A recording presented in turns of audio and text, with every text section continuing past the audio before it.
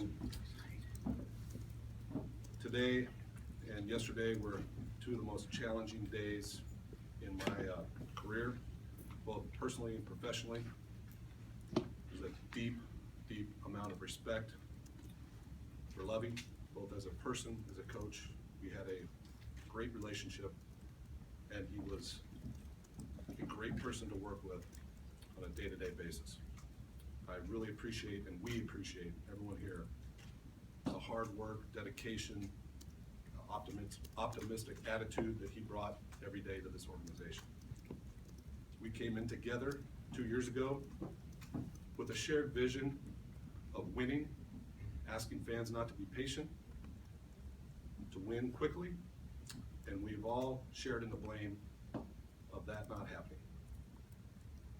Today is not a day to dissect the failures, particularly of Lovie as a coach.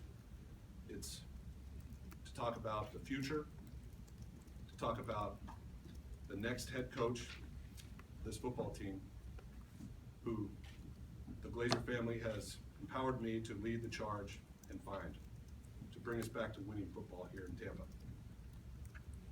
A coach that will have a shared vision of winning and bringing the fans what they deserve to this football team. We put out a statement yesterday, so I'll just take questions from that. Jason, is Dirk Cutter one of those candidates that you're going to take a careful look at, and how seriously could he be the one that comes in and takes over this franchise? There's a lot of quality football coaches that are going to be available. There's been a lot of interest already just in the last few hours. Dirk Cutter is definitely one of those. He'll be a very strong candidate. He's got a strong resume. I had a chance to work with him day to day for the last year, and I like Dirk. He's going to be a strong candidate. What does Dirk mean, though, to not only the organization, but particularly to Jameis Winston? The two struck up a relationship. We saw the success. It would seem important to have those two together in 2016. Yeah, I think any coordinator, quarterback coach, in that role with a quarterback, Jameis, particularly Jameis, a young quarterback, that's an important bond. That's a strong bond that they need to have. That was present. But we'll make the best decision for this football team for the future. Jason, with that decision that you made so quickly after the season, was it hinged on the fact that Dirk Cutter was being inquired about by other teams? No. The decision was made. It was our ownership, I commend them on the fact that they take their time, they think things through, they don't make emotional decisions. They don't make in-season decisions. They take in all the information. As a general manager, one of my jobs is to give them my analysis weekly, my analysis at the end of the season of scouting, of the coaching, the strengths, the weaknesses. They take that information and they present it to me what their recommendation was. Jason, is there any you said concern that in your part? that you guys need to practice patience. The fans need to practice patience. Lovie only got 2 years. Did the organization practice patience? I think when you have 8 wins in 2 years, 3 home wins in 2 years, I think they've been patient enough. It does take time, but I think while you're building a good football team, you can compete. So in other words, you never saw. What do you say to dedicated head coaches, good quality head coaches out there that could be available, about a franchise that has gotten rid of their head coaches every 2 years? The turnover ratio, that type thing. How do you combat that when you go out and you try and recruit this team? Well, I would tell them that this organization has done everything it can to find the best head coach. They are committed to winning. They are committed to finding the right guy. And right now they're confident that we can find the right guy. And they place that confidence in me. I've been around some great organizations. I've been a part of a coaching search in Arizona. It resulted in a pretty good head coach. I've had a lot of experiences with that, with good coaches. And I don't think it's gonna deter a great coach from coming here. It's an excellent situation. Already been just showed from the interest that we've received that people want to come to Tampa and coach. Jason, how many potential candidates have you spoken to so far? I haven't talked to any outside candidates yet. We have a plan. That plan will start going into action as soon as I'm done here. So no candidates have been talked to. We haven't requested permission, anything like that. Jason, Can can you you address how Lovie Smith was informed of his dismissal? So, had a phone call with ownership last night. And at this point, they had gathered all their information and had made a decision. And they wanted to get together with Lovie today in person and inform him that they were gonna relieve him of his duties. Shortly thereafter, I received a phone call from Lovie, which is, you know, as a general manager and head coach, especially with our relationship, we call each other quite a bit. And during that phone call, my respect for Lovie, as a friend, I let him know that, you know, ownership was planning on getting together with him tomorrow, or today. And I wanted to let him know that I didn't think it was gonna go in a very good direction, and let him know what it was. He said that he would like to get, he said you can just have Joel call me. Joel called him. Joel, first thing that he said was, Lovie, I'd like to get together with you today, or tomorrow.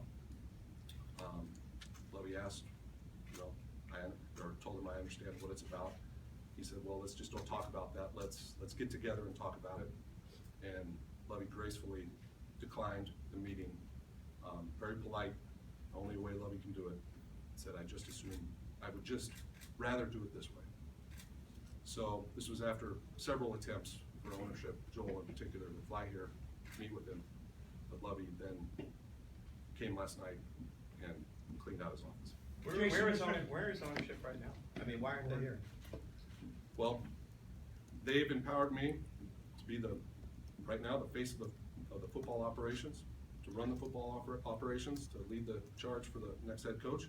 They have confidence in me and my group, my personnel people, and so I should be the one talking about this right now. Was there a lack of faith just on your part in terms of what Lovie could do going down the road? Do you think that he had just basically tapped out and reached his potential and that this Buccaneer team wasn't going to be able to go any further? And was there any mention of him making some defensive staff adjustments that he might not have wanted to make? You know, all I'll say is a football decision was made that we thought was best for the future of this franchise. I understood the decision after conversations, and don't really want to get into detail on those things. But once again, a deep respect for Lovie as a football coach, but we felt this franchise needed a new face, a new coach to get us back to winning. What was does the this new overriding coach need to reason bring? why, Jason? What does the new coach need to bring that Lovie did not bring? What do you look at? What's that intangible? Is there 1, 2, 3? Lovie had a number of great intangibles. Once again, I don't want to dissect Lovie and what his perceived negative things of Lovie that are perceived that some people think. Every person has strengths and negatives in their and weaknesses in their personality, but we're just focused on the next head coach. We're focused on who is going to be the best head coach. We're not focused on one attribute of a head coach.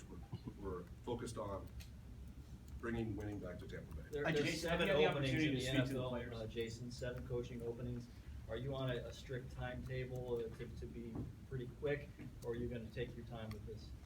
You know, we would like to be fairly quick with this, but we're not gonna sacrifice thoroughness for it. So we're gonna move as swiftly as we can, but also be relentless with our research and make a smart decision. What do you mean Jason, by have you had fairly a chance quickly? to speak to any players? By the time you want to get this done by the Senior Bowl, you have set that kind of a time frame on it? Don't wanna put an exact time frame on it.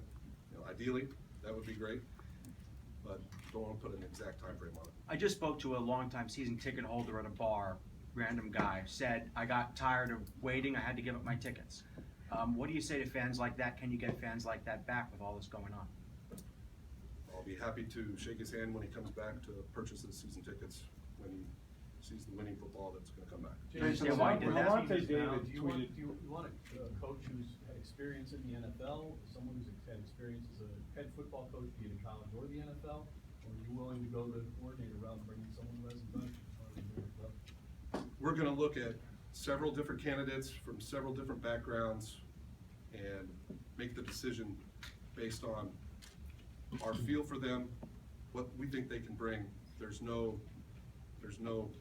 drawn up certain details of a person that we need. He's been a coordinator for X amount of years or been a head coach. It's gonna be the best football coach. What makes Dirk a good candidate at this point? You referred to him as a strong candidate. What makes him a strong candidate at this point? He's put a good resume in front of him this year. He historically the best offense we've had here in Tampa Bay. He's a good communicator. He's done great things with Jameis. There's a lot of good football coaches out there. Dirk's one of them. Jason, Jason, the new head reportedly, coach, if he comes in and it's not Dirk, is one of the stipulations gonna be that he retain Dirk as OC, or are you gonna allow him to pick whatever OC, DC that he wants? You know, when we zero in on the candidate, whether it's Dirk or whoever it is, we're gonna have conversations with him. We're gonna, usually you let the coach pick his staff. There's not gonna be any stipulations on this coach. Jason, are you in a tug of war for Dirk right now? I mean, it seems like there's 2 or 3 teams out there interested in him as well. Do you think you're in a tug of war for him right now? I don't know if we're in a tug of war. He deserves the recognition that he's gotten. I'm not surprised that a lot of teams are wanting to talk to him. I don't know if you can classify that as a tug of war, but we're just beginning the process. Jason, in Arizona, that coaching search that you went through, what did you learn most from that process that you think you'll apply here? That, you know, great coaches come in different shapes and sizes and personalities, and, you know, you look for a guy that's very authentic and honest and can tell you the truth. Not sometimes doesn't necessarily mean it's what you want to hear, but what you need to hear. Jason, these things typically happen on Mondays after the season ends. Can you take us through just from the conclusion of the Carolina game up until last night and just how it transpired? Well, you know, I'm no different than any other GM with their ownership. You know, you get a lot of questions asked. They want your analysis, you prepare it, you're prepared for it towards the end of the year, what you think you need to do better, what you think coaching staff needs to do better, all those things. They collected their thoughts, they collected my thoughts. They made a very thoughtful decision. They didn't want to rush to a decision. And once again, you know, the phone call, the conference that we had yesterday culminated in the decision to leave him as good. So nothing changed. It wasn't like you were going to bring him back next year at the end of Sunday, and then something changed in the last 2 days. It was all big one long process. It was a process. Jason, Nothing that we do is made instantly and quickly. It's a process. It's several conversations on their part, conversation with me, thoughts are shared. Jason, will this coach have the same kind of power that Lovie had? Will he have some of the power over the roster and even the draft that Lovie had, or is that, are you even looking at a reduction in power for this guy? You know, I've never been one that, in this, my philosophy and personnel as a general manager, that, you know, the power thing gets a little bit overblown. Who has what? You know, you work collectively. You can't force feed a coach, a player.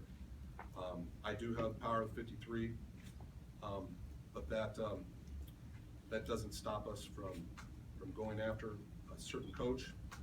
It's not going to I'm not going to cross names off because of it. My job is to bring the best football coach to this football team. Whether what kind of power they get, what kind of tweaks we have to make, doesn't matter. I want the best football coach. It's not, you want a good working relationship with the coach. Doesn't necessarily mean that you are best of friends, but you just want a good solid relationship, and whoever has the power, but together you're gonna make decisions. Jason, A couple more questions to players or members of the coaching staff, and I know players were saying they found out via Twitter last night. How were people informed, and how quick did this happen? How quick did the decision happen last night? Last night, and then getting word out. How did players find out? Did you talk to any members of the coaching staff? Have you talked to them since? What is the sense you get? Well, it came out last night, obviously pretty late. Not sure exactly what time it was. 10:28. 10:28. A lot of people were already home in bed. It's been a long season, people are exhausted. This morning, I came in and I met individually with each coach and met with staffs, informed them of the decision. Still, at this point, we'll be reaching out to members of the team. They're gonna be coming in, I'm sure. And just wanna make it about, right now, it was about Lovie at that point. It's not about anybody else. At that point, it's about Lovie. Jason, has there been requests by other teams for, to interview Dirk Cutter? And are you obligated to grant permission to other teams to talk with him if he's a candidate here? Yes, you are obligated. It's a notification. They tell you that they want to interview him as the head coach. And yes, there have been teams that have contacted us. I won't get into detail of what teams, but there have been. Why do you think, Jason, why do you think this is, why do you think this is one of the most, if not the best coaching vacancy in the National Football League right now? Well, I'll start with, once again, ownership that is not afraid to spend money. I'll then go into a quarterback, 22-year-old quarterback, who I happen to believe is a franchise quarterback, and that's a very strong asset to have, and that's one that not many teams can say that they have. Okay, thank you. Thanks, sir.